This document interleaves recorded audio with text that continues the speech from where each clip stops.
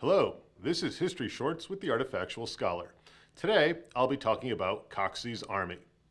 During the 1870s and 80s, the United States experienced a period of dramatic industrial and economic growth.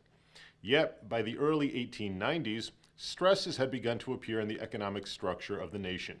And in 1893, the economy screeched to a halt. The Panic of 1893 was the deepest economic recession in American history to that point. As businesses folded and banks collapsed, more people lost their jobs. At its deepest point, about 20% of the American workforce was unemployed. Despite the hardships and growing economic crisis, the federal government did nothing. Prompted by the economic conditions, Jacob Coxey, an Ohio businessman, attempted to rouse the government from its inaction. Coxey hoped to convince Congress to undertake a public works program, including the construction of roads and public buildings, as a way of relieving the nationwide unemployment.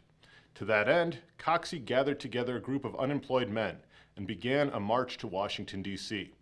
Leaving Ohio on Easter Sunday, 1894, the group, known as the Commonweal Army, or Coxey's Army, began the long trek to the nation's capital.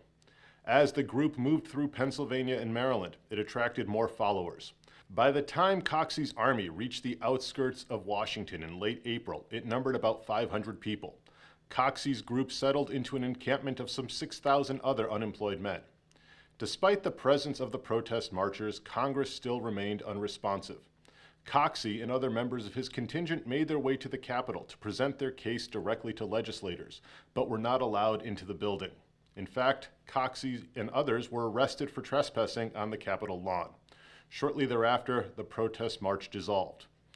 Coxey was released from jail and returned to Ohio, where he repeatedly and unsuccessfully ran for political office. In 1914, he led a second march on Washington, D.C.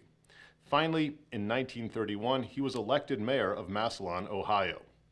On a related side note, the march of Coxey's army was followed by many newspaper reporters, including a young L. Frank Baum. Some literary scholars think that Coxey's march to the Capitol may have shaped Baum's most famous story about a group journeying to an Emerald City to seek assistance from a wizard. Though Coxey's army failed to achieve its stated goal of forcing congressional action, it did initiate an important American tradition.